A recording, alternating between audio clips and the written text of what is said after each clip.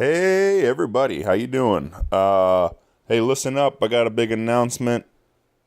Me and my friend Lexi Schlimmer of Hess Van Schlimmer Metalworks have recently teamed up for this year on November 24th. Riffs for Gifts. This will be a Toys for Tots charity rock show over at Pops in Sauget, Illinois, and it will feature Outrun the Fall, The Poor, Steeples, Monk and the People, The Matching Shoe, and Silent Hollow. This will be a $10 donation at the door or a $5 donation with a toy donation also. So we're going to try to raise a bunch of money and a bunch of toys for the kids, for the neighborhood, do a little good for the neighborhood. And I've heard a little rumor maybe that Santa Claus might be there, so that's really exciting. Can't wait to see you all out there. Again, November 24th, Riffs for Gifts over at Pops. More details will be coming soon, but do not miss this show. Biggest thing I've been a part of yet, and I'm so excited to see everybody. And it's going to be a great night for a great cause. See you all very soon. Thanks, everybody.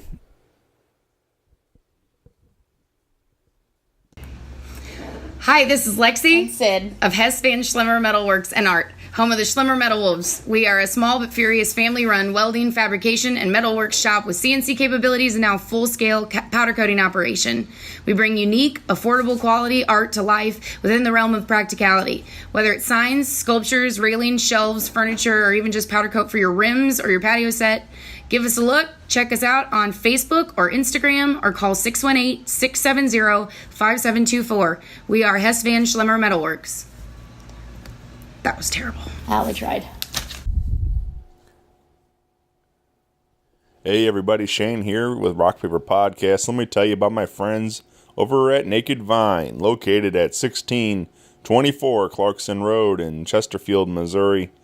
Hey, swing by and visit them Tuesday through Saturday for a glass of wine, whiskey, or local craft beers, and see my one and only there on October 4th.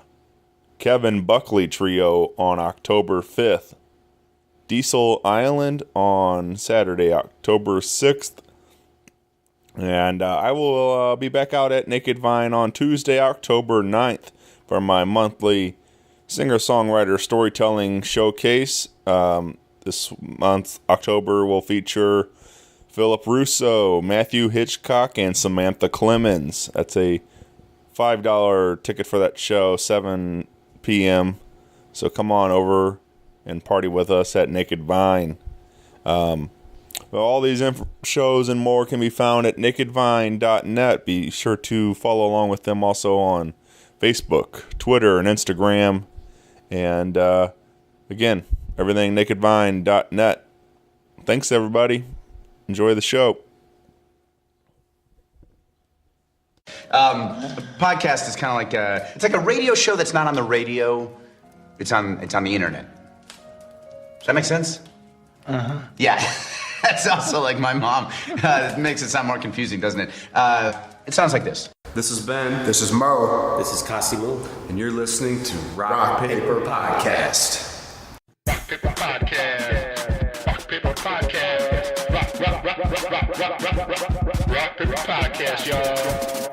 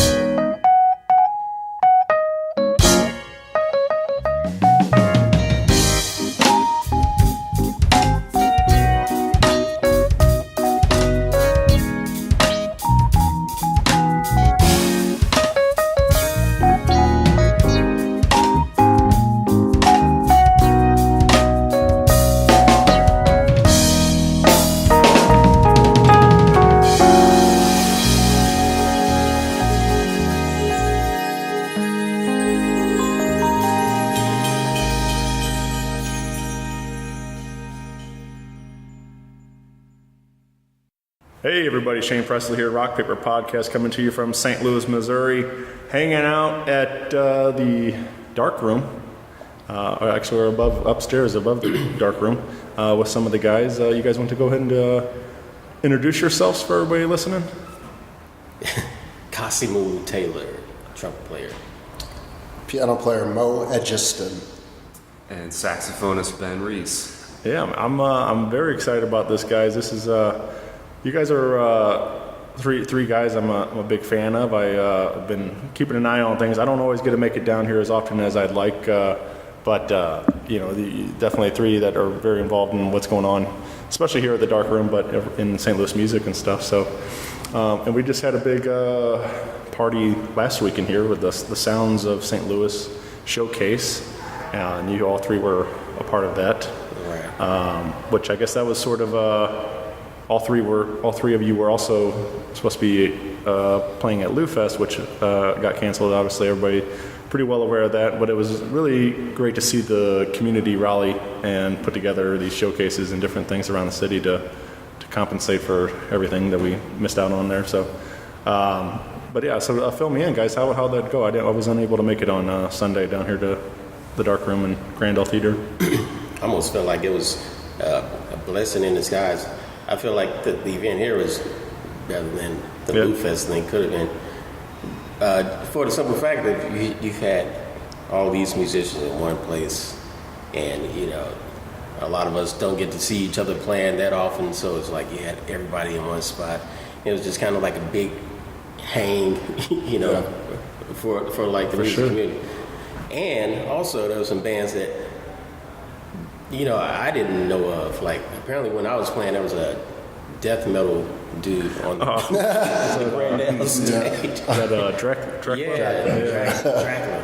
So it was a nice mix. Yeah, a little something for everybody that day, for sure. There was River Kittens and the Bernie Sisters, and you had your rock, you had some folk, some jazz, some a little bit of everything out there. I don't know. Everybody raved about it online. I read a lot of people's reviews and stuff. They were all said it was just a great time here. So, but it's cool to hear, like you're saying, like gives you an opportunity to get to hang out with your buddies and stuff that you don't always get to see these guys playing. Well, hopefully it was a forecast of more things to come, just like that down here in Grand Center. It showcased the room's abilities, outside of the community, a great place to get together and hang. But the theater, being able to host all different kinds of music, and it sounded amazing. And then just for people to just really see what was going on in Grand Center, just to feel safe down here and know that like there's a lot of really cool things going on. I could imagine that kind of thing turning into like our own LouFest, the Sound of St. Louis Festival or whatever. We got plenty of venues down here. We do the jazz crawl down here every Wednesday, which gets to showcase all the different venues. Now we've got the Big Top Circus, which could have a huge headliner act, and then we also could possibly incorporate the historic Gaslight District down the street. Maybe it could be something to bring the whole thing together. But definitely a blessing in disguise, and kind of got the gears turning for I think a lot of people of even more the potential of this area. Yeah, man. Yeah, like I said, I loved that, just to see the community coming together. There was I know there was several different things that popped up over that weekend, so it was nice to see everybody come together in such a fashion and so quickly too. Put together, everybody wanted to lend a hand. So in one day. Yeah, right. Yeah, seriously. I was really impressed with that. I mean, obviously the foundation has been good for the three of us as residents with the various ways that we're supported, but I even reached out to Chris that next day and just thanked him, as I'm sure other people did too, because I was just amazed that they were able to just get everything together, get all the resources together that quickly, and then amazed that it went as smoothly as it did. Right. So it's really a credit to the whole staff here, foundation, and then all the extra hands that they had, because I know some people stuck around that were supposed to be here, and so at least some of the work wasn't lost. I mean, I know some people did lose still, for sure, that's the reality, but a lot of the artists, in terms of the time that we put in and also the income we were planning to make, not losing that was pretty phenomenal, because that's generally not how that plays out. Yeah. So it was pretty exciting to see. Yeah, man. Well, you so let's get into a little more about the dark room here itself and what you guys are doing here, because this I think I went down here, came down here my first time not too long ago, and which is I was aware of what was going on here and everything. Obviously, just following you guys online and stuff, and kind of keeping tabs on it. But like, I'm not as into the jazz scene and community as So I'm sort of approaching this as an outsider. I'm still new to this scene that you guys have developed in. Actually, I stopped in and had a drink. And Mo was actually, you were on stage that night, and Hank playing, and we stopped in before I went to see Amos Lee next door at play with the Powell Symphony Hall, which was amazing, playing with the orchestra and everything. It was a great night. But so that was the first time getting to see Mo play, and that was a lot of fun. Like, it was just really something completely different than I usually do. So like, it's fun to be, living here all my life and still discovering new parts of St. Louis, into my 30s now. So, but tell me a little bit more about the dark room. How all three of you guys get involved with what they have happening here? I would say I'm the rookie here with the dark room. These guys have been with the dark room name longer than this new home has been. So for me, along with the Kranzberg Arts Foundation, has been just an awesome laboratory and a freedom and a source of income to do whatever I want to do on a professional level. And so there's loyalties being created here too that brings a great sense of family and not a lot of pressure on the artists, because you're not having to haggle with the management about anything, about numbers or dollars or anything. You just come here and, hone your craft and display the creative things you got going on. So it's been very much a catalyst in seeing out anything I want to, see out in terms of original music.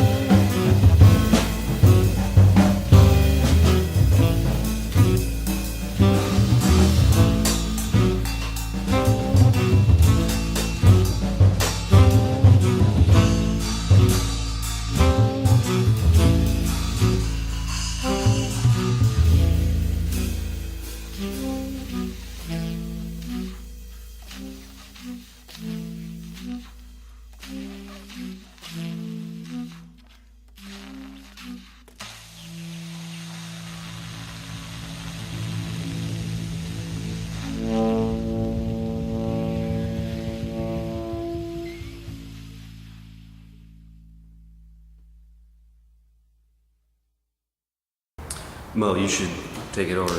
Yeah, well, like Ben said, I've definitely been around, as Kaz has, since the beginning of the Dark Room as a brand, and that was over at the old location, up actually on Grand. I started there playing just a solo piano thing, primarily before the shows, like a Friday evening type of thing, and then eventually took over Saturday evenings in a smaller capacity. But I've seen it grow from a non-profit wine bar that was not really going to do music all the way into, what it is now. And it's been pretty exciting to be a part of it. All the things that have been said. My particular night now has evolved into something that I call Late Night Grooves, which is Saturdays. Designed to be an after show or just a later type hang. So I go a little bit of different direction in terms of the types of music that I do. I'm able to feature artists, singers, horn players, and definitely like to feature people that are doing writing themselves. There's a support for original music in this town, but it seems somewhat around particular genres, not necessarily jazz or even soul type music. Do you see a large original music community? So having the opportunity and the freedom to feature people like Paige Alyssa and recently Chrissy Rennick and Sherry Evans, who are all singers who work but write as well, and here they get to be free. And then also, of course, when I do my own set with the Moe All-Stars, I get to be completely free. And with that band, it's always been, we do what we do, but we can also do whatever is necessary for the room. And as a working musician, you get used to going into a place and saying, okay, this crowd needs that, this crowds need that, but here it's about your art, and you get to be an artist, and I've never had anything like this in my career, and it's been fantastic, just the support and the freedom has been a game changer. Nice, yeah. Yeah, and so I started, I think I was the first band here, so I played in a band with Chris Hansen back in the day. And I guess it was, a little over 4 years ago, and I knew that he had this going on. I think the Dark Room had been open for about 6 months, maybe. And, I'd been getting myself back out into the scene, and I wanted to play somewhere. Like, I wanted to play jazz, but I didn't want to play in a jazz spot. I wanted to play somewhere where you could get, like, a wide variety of people. So I hit Chris up about playing at the Dark Room, and he's like, cool. It wasn't a bunch of money, but he said, let's try it. So initially I thought I'd do like a kind of like a happy hour thing. So we tried 6 to 9, and that didn't really happen. So we switched it to 9 to 11. And what happened with that time slot is, a lot of musicians started coming out to hang at the sets.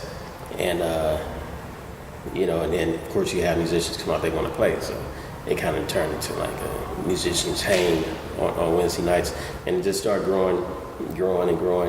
And like being in Mo touched on, like the cool thing about doing this was like you didn't have the pressure of having the place packed every night. You could just do your thing. You didn't have to worry about, club owner stiffen you out of your money. You know, you just show up, do your thing. You know you're gonna get paid, and to have that as an artist, it just frees you up. Just like do what you want to do, and it makes it a whole lot easier.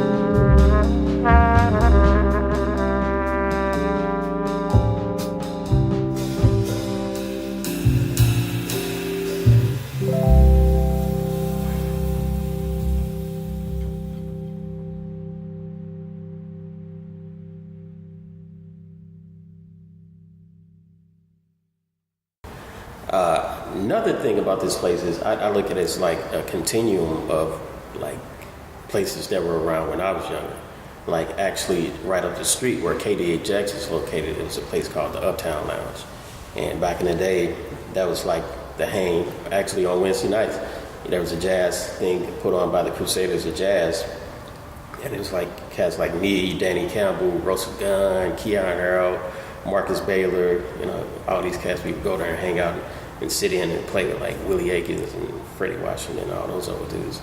So for me, it's kind of like a continuation of that lineage, you know. Like Ben mentioned, the Gaslight Square District is right down the street. And then also we're kind of like at the Del Mar divide of St. Louis, which is kind of like this racial divide of St. Louis. So I think it plays more of a social, or it ties into the social aspect as well than just music. Mm-hmm. Yeah, that's an interesting point too, because I see that with Saturdays. The room looks different every time, you know, and some of it has to do with like a particular show that's at the Fox, or if the symphony's in or the symphony's not. And, you know, socially, St. Louis obviously has issues in terms of segregation, and this club is for whom and this club is for that, and all of that. But here, if you're trying to see just one type of person, you're going to be disappointed, you know, because you really cannot predict what the room is going to look like. And as a person who bounces around to all scenes in this town, that's pretty refreshing, you know. So just the community aspect of that, and the location, you know, it is interesting because I see people that I'm hoping are coming from other parts of the community that really don't, you know, necessarily go to some of the clubs historically that we've played through the years. Right. So all of that is good. Yeah. So all three of you have at least monthly shows, right? And a couple times a month sometimes? Yeah, I'm here every week. Every week now? 9 to 11. Yeah. I do every Saturday at 10, rotating different featured artists. Yeah. Yeah, my group is here on Thursdays, always the last Thursday, and sometimes we'll pick up an extra one. Yeah. Well, get involved with all things Dark Room here, and all these guys. You guys are all over. We got Facebook and all the other stuff, and we'll get involved in the calendar and come out and support live music here. But yeah, let's talk about too this. Kevin mentioned he wanted the live stream. You guys, so this is something that's pretty new. I guess July they started live streaming all the shows. I guess that goes to the Facebook Live, right? Right. Yeah. So they can get in. So everybody, if you happen to miss out and you want to watch from the house and see what you're missing out on, you can keep up to date with all the shows there. So check out that live stream, but definitely, come out to the next one for sure. Yeah. I think the live stream is just a continuation to, for the musicians that have to play under those conditions, right? You have to be professional. You show up and you can, you know that the world is watching on top of the people in the room. So, you just got to get your things together in terms of acting professionally, knowing that it's going to be out there. Both just your stage presence and the music that you're presenting, It's a great way to, after the fact, to archive and document, to see, one, your own performances and see how things come across and how that vibe was missed or caught, in a particular setting. But just like the showcase last week happened, it's awesome for musicians to check out and be inspired by their peers. We can see all of our friends that are playing any night of the week down here and say, man, I want to hook up with these guys now. I like what they're doing or whatever it is. It's a great way to continue the networking, even from your own home, just watching the stream or something like that. And, musicians are so critical of themselves and each other, and it's a humbling experience for sure to know that your stuff's all out there in real time. But that's the way jazz and this kind of music that we play works anyway, so we're always laying it all out there on any given night with all the errors and everything that come with it. But it is great to see what else is going on too, just in terms of people you don't get to hang with and see, like younger, the next 20 somethings that are putting their stuff together and trying to figure it out where they fit in, and they're given an opportunity here. I think the showcase also was a great chance to not just highlight, the jazz scene, because we had the jazz and heritage stage was kind of how the showcase came together, but it covered many styles, and I think the Grand Center in general was a microcosm of the diversity here, and the good and the bad of that too, that you can pretty much get everything here, from the theater to the orchestra to the blues and the hippie community radio station. I mean, it's all here, and it's awesome to come see that. And then with the live stream too, just being able to check that out. So it makes it feel kind of like because the one that comes to mind would be like Smalls or something like that in New York. Yeah. I was playing at the Bistro last night, and my wife came, and she's had sort of a moment where she's watching the band and looking out onto Washington Avenue out the window. I was like, man, this feels like I'm in a big city, it's like a really upscale, and the Bistro has that vibe for anyone. And we have, the famous Powell Hall and Fox Theater and then here is more, the darkroom is definitely a come as you are, you don't have to put any facade on, you just come as you are, and no one, you don't have to really dress a certain way, just whatever it is, which is nice, I think, to have something like the Bistro for that, and then something like here, where you don't have to feel intimidated. I had some folks come to my set one night, and for them it was cool to be able to see, like, for one, like, people don't get to see like jazz the way we play it a lot.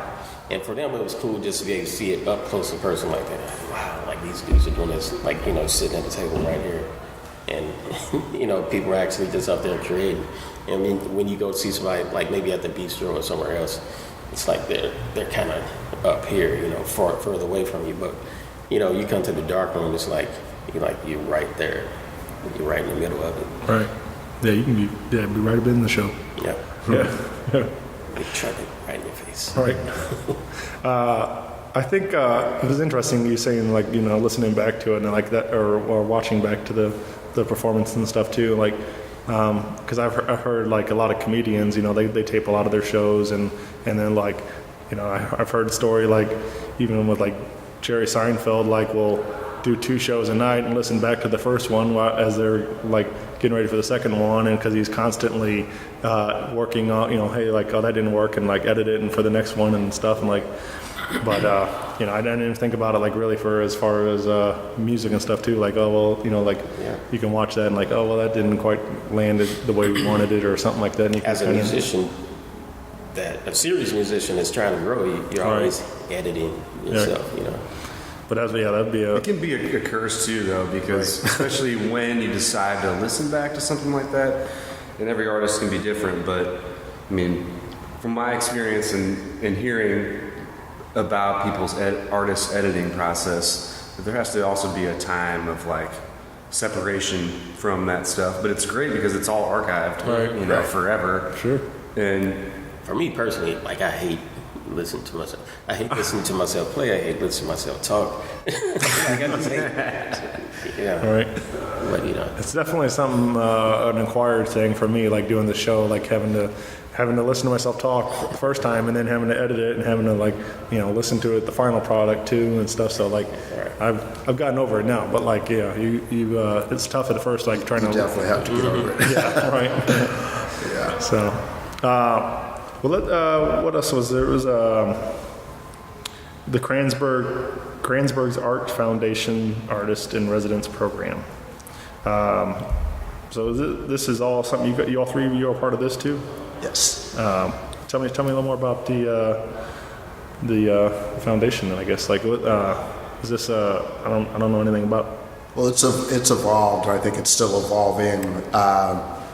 Just being around at the beginning of the dark room, that aspect of it was unique because it's a bar, a wine bar, but the profits go back into this foundation to support the arts and the different things that the foundation does. So as Chris and the other family members and members of the foundation were developing it, basically they were trying to focus on and support different artists, band leaders, I think is what they are saying is the main focus. And support us in different ways through the community. I mean, most of the artists have some sort of rotation here at the Darkroom, whether it's weekly or monthly, and that's one aspect of the support. But there's also there's a compilation that we all went in and recorded for that's going to come out that kind of show the sound of the Darkroom, but obviously also give us an opportunity to record. We get access to facilities for rehearsing, which can definitely be valuable. There's the potential to do shows on larger stages in the various venues if we're, able to put something together that makes sense on a larger stage. I was able to, with the support of the foundation, bring an artist in, Cy Smith, who's a singer who tours a lot with a different artist, but also has her own work that she does and tours with. And I had a friendship with her, but this is a market that really wouldn't make sense for her as an independent soul artist to come through unless she had some sort of support. The foundation was able to facilitate that to a point to get her to come in and allow me to put a band together to back her. So, just different things like that, supporting artists who are writing, recording, in various ways. And I think they are constantly looking for what the foundation can do for artists, and it's still an evolving thing for sure. Very nice. And then I guess Ben mentioned something about some of the younger players and stuff coming up. I guess that's is that a good way too? I guess through the foundation, try to continue to help harbor younger, newer talent too, and is there get people involved in earlier on too? I think it's everything too, man. It's for seasoned guys like us too that have been hustling in this town for a long time, and it's an extra incentive and outlet to pursue your own thing. I think it's kind of the focus. Band leaders that are trying to do their own thing, and there's enough of us, and there's plenty out there that we don't know about that should look into the Kranzberg Arts Foundation and what it can do for them, because it's an invaluable resource. And obviously there's a lot of unknowns of the potential, because the LouFest thing this year was just one example of an amazing opportunity for us that are just here grinding through the week, playing our gigs, and then all of a sudden all that hard work really led to something, that could, it led obviously to the Sound of St. Louis showcase, which was an amazing chance for us to present to our peers and to people that have never heard us before on a big scale. And it's all grassroots too, so hopefully that led to more people will be coming down here. They, check out the cool things that are happening down here, and it's check out the Darkroom on any night of the week, because there's live music happening, and there's going to be original music happening. And so, just an awesome multifaceted support system for all of us, both young and old. I mean, it's anybody that wants to do something, For sure. Yeah, very cool. I was thinking about I was thinking specifically too on Wednesday nights we have basically it's a progression that is a mini tour of the area that the Kranzberg Art Foundation Center, that performance area. Bob DeBoo hosts his jam session, which is a set of him playing his. But he changes his lineup every week too, so it's a great chance for all the professionals to get in the mix and just get in there and play a jazz set with our leading bass player pretty much in this town, and then the second set is open into the jam, so any level, any age can come, and it's just a great experience for them to be right up in the mix, to play next to a professional in this town, and there'll be guys that are touring too that'll come through if they're here during the week on any night of the week, but especially then come through on the Wednesday jam, and then they might be playing next to some middle school age kid just trying to improvise for the first time. It's a great mentorship way to do that. I mean, it's how it's always kind of how this music has worked anyway, and it's a great platform to let that happen as it should. Yeah, very nice. Well, again, I guess, do we have an official website? Is there a darkroom website, or is it all through Kranzberg's? There's definitely a darkroom website and a foundation website, I'm pretty sure. Somebody should know that. I think it's darkroomsco.com. Yeah. Yeah. I think that's it. Yeah. But you can go there to find pretty much everything. Right. Yeah, and like again, I know, like I said, all these are on the Facebook pages and stuff, and I'm sure anywhere else the Instagram or whatever else you use and things. So get involved, get plugged in socially with everything happening down here at Darkroom and the Arts Foundation, and all these three individually. Like I said, you can catch them weekly down here playing. But yeah, I really appreciate you guys taking some time out to chat, man. Like I said, this has been a whole lot of fun to get into talk about all the stuff that's happening. So we got a lot of really cool things happening. Like I said, we touched on a couple of them down here in the Grand Center area. So get involved in our St. Louis community. We got a lot of fun things happening. So thank you guys, and Thank you. I will see you all very soon. Sounds good. Great. Bye, everybody. Rock Paper Podcast. Rock Paper Podcast. Rock Paper Podcast. Rock Paper Podcast. Well, yeah, that was it.